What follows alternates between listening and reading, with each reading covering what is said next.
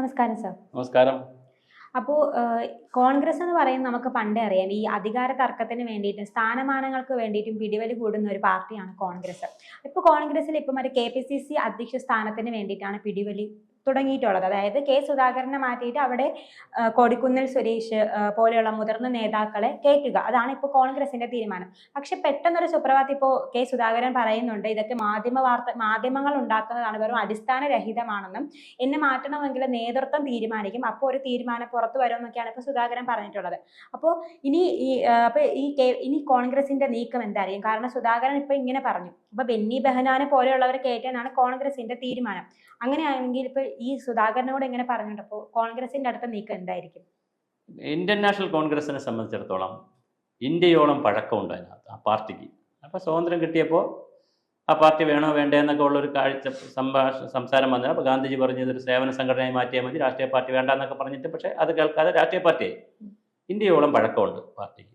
അതെ, ആദ്യകാലങ്ങളിൽ നന്നായി തെരഞ്ഞെടുപ്പ് നടന്നിരുന്നു അതിനകത്ത്, ബൂത്ത് മുതൽ മണ്ഡലം മുതൽ എല്ലായിടത്തും തെരഞ്ഞെടുപ്പ് നടന്നു. പിന്നെ ഒരു ഘട്ടം കഴിഞ്ഞപ്പോഴാണ് അഡ്ജസ്റ്റ്മെൻ്റ് ആയത്. അവർ എങ്ങനെ നോമിനേഷനായി, തെരഞ്ഞെടുപ്പ് വേണ്ട, നോമിനേഷൻ മതി.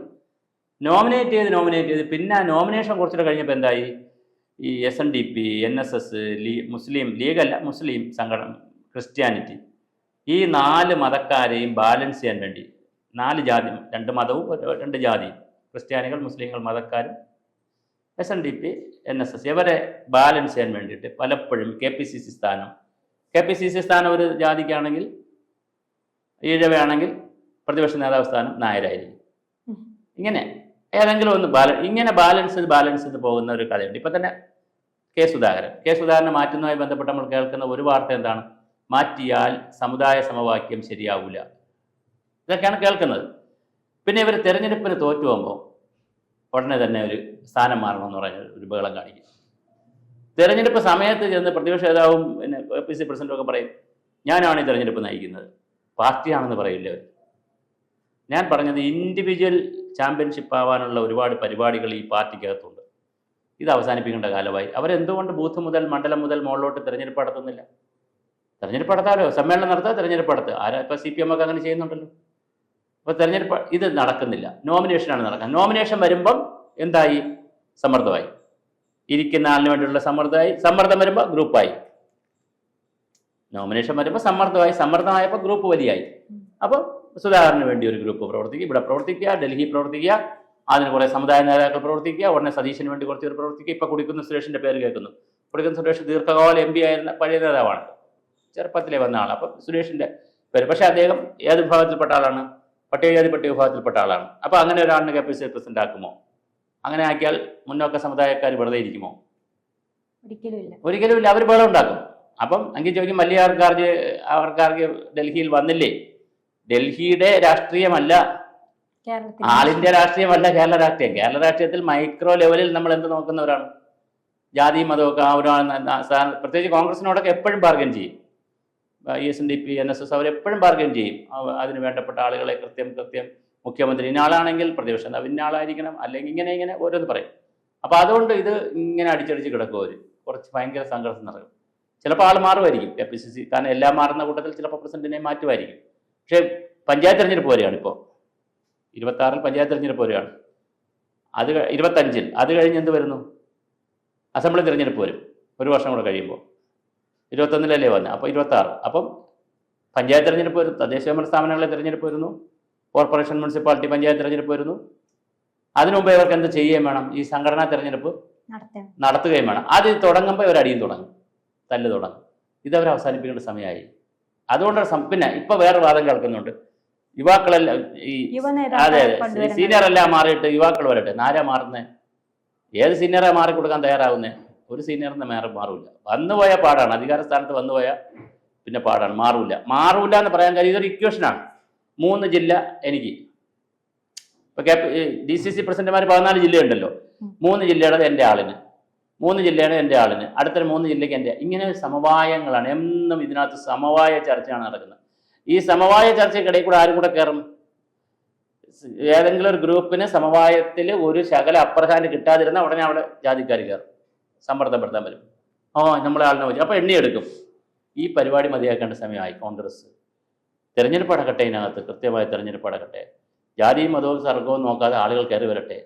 ആരാണോ ജനങ്ങളെ കൂടെ നിന്ന് പ്രവർത്തിച്ച് നേതാവായി വരണം അവർ കയറി വരട്ടെ. ഈ കുറേ യുവാക്കളും വരണം. ഈ കെ സുധാകരൻ കോൺഗ്രസ് വിട്ട് പോയാൽ അത് കോൺഗ്രസിനിട്ട് നഷ്ടമാവോ? K Sudhakaran B J P പോകുമെന്ന് എപ്പോഴും പറയുന്നേക്കാം. പക്ഷേ പുള്ളിക്കാരൻ പറയുന്നത് ഞാൻ പോകില്ല എന്നാണ് പറയുന്നത്, എന്നെ കൊന്നാലും പോകില്ല എന്നാണ് പറയുന്നത്. പക്ഷെ വാർത്ത ഇങ്ങനെ പലരുന്നുണ്ട് പുള്ളി പക്ഷെ പുള്ളിയുടെ ചില സംഭാഷണങ്ങളൊക്കെ കേൾക്കുമ്പോൾ പുള്ളി ഒരു ബി ജെ പിയോടൊരു സോഫ്റ്റ് കോർണർ ഉള്ളൂ നമുക്ക് തോന്നും പല ഡയലോഗിൽ. പിന്നെ അദ്ദേഹത്തിനെ തിരുത്തും, അങ്ങനെയല്ല ഇങ്ങനെ ഉദ്ദേശിച്ചെന്നൊക്കെ പറയും.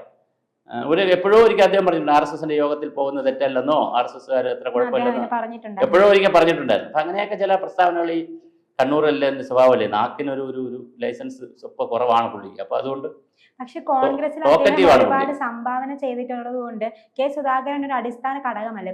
കെ സുധാകരനൊക്കെ നമ്മൾ കാണുമ്പോൾ കണ്ണൂർ രാഷ്ട്രീയം എന്ന് പറഞ്ഞാൽ എളുപ്പമൊന്നുമല്ല.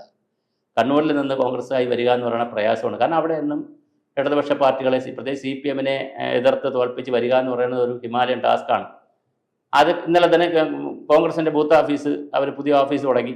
ആ ഓഫീസിന് ഉദ്ഘാടനമായിരുന്നു ഇന്നലെ വെച്ചത്, നടന്നു. അതിന് മിനിങ്ങാന്ന് ആരോ തീയിട്ടു. CPM ആണെന്ന് കോൺഗ്രസ്, പക്ഷെ ആരും തീയിട്ടു. എന്തിനാ അവർ തീയിട്ടത്?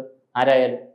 അപ്പോൾ അവിടുത്തെ കോൺഗ്രസ് എന്ന് പറഞ്ഞാൽ അവർ അടിക്ക് അടി, വെട്ടിന് വെട്ട്, കുത്തിന് കുത്ത്, തോക്കിന് തോക്കെന്ന് പറഞ്ഞ് നിൽക്കുന്ന ടീമാണ്. അതുകൊണ്ടാണ് പുള്ളി ഇത്രയും കരുത്തനായി വർത്തമാനം പറയുന്നത്. ഒരു സോഫ്റ്റ്നെസ് ഇല്ലാത്തത് വർത്തമാനത്തിൽ ഇപ്പോൾ കുറച്ച് സോഫ്റ്റ് ആയിട്ടുണ്ട്. അപ്പം തീർച്ചയായിട്ടും സുധാകരൻ വലിയ നേതാവാണ്. അപ്പോൾ അതുകൊണ്ട് സുധാകരനെ ഒഴിവാക്കിയൊന്നും ചിന്തിക്കാൻ പറ്റില്ല. ചിലപ്പോൾ അവർ മാറ്റിയിട്ട് വേറെ സ്ഥാനം വല്ലതും കൊടുക്കുമായിരിക്കും. ഇപ്പോൾ പിന്നെ അവരിൽ ഗവർണർ സ്ഥാനമില്ല കൊടുക്കാൻ. ഈ NDA അല്ലേ ഭരിക്കുന്നത്, മോഡി ടീമാണല്ലോ. അതുകൊണ്ട് ഗവർണർ പണ്ടാണേ എളുപ്പമുണ്ട്, ഇവിടുന്ന് മാറ്റി കഴിഞ്ഞാൽ നേരെ ഗവർണറായിട്ട് വേറെ എവിടെയെങ്കിലും ഗവർണർ ഗോവ, വേറെ എവിടെയെങ്കിലും മിസോറാം, ഗോവ, ഇങ്ങനെ 2-3 സ്റ്റേറ്റുകൾ കിടപ്പുണ്ട്. നമ്മുടെ ആളെ ഗവർണർ ആവാനായിട്ട് അല്ല, വലിയ വലിയ സ്റ്റേറ്റിൽ കൊടുക്കത്തില്ല. ഗോവയ്ക്ക് കൊടുക്കും, അല്ലെങ്കിൽ മിസോറാമിന് കൊടുക്കും, അങ്ങനെയുള്ള സിക്കിം, ഇങ്ങനെയൊക്കെയുള്ള സ്റ്റേറ്റുകൾ. അപ്പോൾ അതുമില്ല. അപ്പോൾ പിന്നെ എന്താണ് കൊടുക്കുക എന്നുള്ളൊരു പ്രശ്നമുണ്ട്. പക്ഷേ എന്തായാലും എനിക്ക് തോന്നുന്നത് പഞ്ചായത്ത് തെരഞ്ഞെടുപ്പ് വരെയെങ്കിലും അവരെന്ത് ചെയ്യാൻ സാധ്യതയില്ല. അടുത്ത അസംബ്ലി വരെ ചിലപ്പോൾ പോകുമായിരിക്കും, തെരഞ്ഞെടുപ്പ് വരെ പോകുമായിരിക്കും സുധാകരൻ മാത്രം. പക്ഷെ ബാക്കി അവരെല്ലാം എന്ത് ചെയ്യാൻ ശ്രമിക്കുന്നു. ഇവിടെ തിരുവനന്തപുരം ജില്ലാ കമ്മിറ്റിയിൽ ശബരിനാഥിൻ്റെ പേര് വരെ ഇങ്ങനെ കേൾക്കുന്നു. കാർത്തികേയൻ സാറിൻ്റെ മകനുണ്ടല്ലോ, K ശബരിനാഥ്, പഴയ MLA, ആരനാട് MLA പേര് വരെ തിരുവനന്തപുരം ജില്ലയിൽ കേൾക്കുന്നു, ചെറുപ്പക്കാരൻ എന്നുള്ള നിലയിൽ. അപ്പോൾ അങ്ങനെ കുറേ ചെറുപ്പക്കാരെ ചിലപ്പോൾ കൊണ്ടുവരുമായിരിക്കും, കുറച്ച് പേരെങ്കിലും. എന്തായാലും പക്ഷേ എൻ്റെ വ്യക്തിപരമായ നിരീക്ഷണം എന്ന് പറയുന്ന, അല്ലെങ്കിൽ ഒരു രാഷ്ട്രീയം പഠിക്കുന്ന ആളെന്നുള്ള നിലയിൽ ഇവർ ഇത് മതിയാക്കേണ്ട സമയമായി. ഏത് ഇത്തരത്തിൽ ആളുകളെ എടുക്കൽ, ഈ നോമിനേഷൻ എന്ന് മതിയാക്കിയിട്ട് അവർ തിരഞ്ഞെടുപ്പിലേക്ക് പോകണം. അതല്ലേ ജനാധിപത്യം. പക്ഷെ അത് നടക്കുന്നില്ല. ആ ഒരു ജനാധിപത്യ പ്രക്രിയ അതിനകത്ത് നഷ്ടപ്പെട്ടിട്ട് എത്രയോ കാലമായി.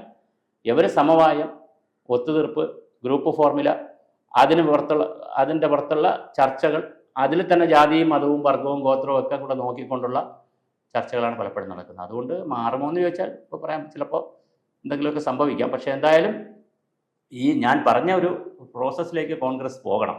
കാരണം നമ്മുടെ രാജ്യത്ത് എന്ത് തന്നെയായിരുന്നാലും ജനാധിപത്യത്തിലൊരു പ്രതിപക്ഷം ആവശ്യമുണ്ടല്ലോ, ഏകാധിപത്യം പറ്റില്ലല്ലോ. അപ്പോൾ അതുകൊണ്ട് കോൺഗ്രസ് തീർച്ചയായിട്ടും അതിലേക്ക് പോകണം. ഇവർ പലപ്പോഴും ഈ സംഘടനാ തെരഞ്ഞെടുപ്പിലാണ് തല്ലി പിരിയുന്നത്, വഴക്കുണ്ടാക്കി വലിയ പ്രശ്നം വരുന്നത്. ഇപ്പോൾ രമേശ് ചെന്നിത്തല അസംതൃപ്തനായിട്ട് നിൽക്കുകയാണ്, പലപ്പോഴും പല കാരണങ്ങളാൽ പുള്ളി അസംതൃപ്തനാണ്.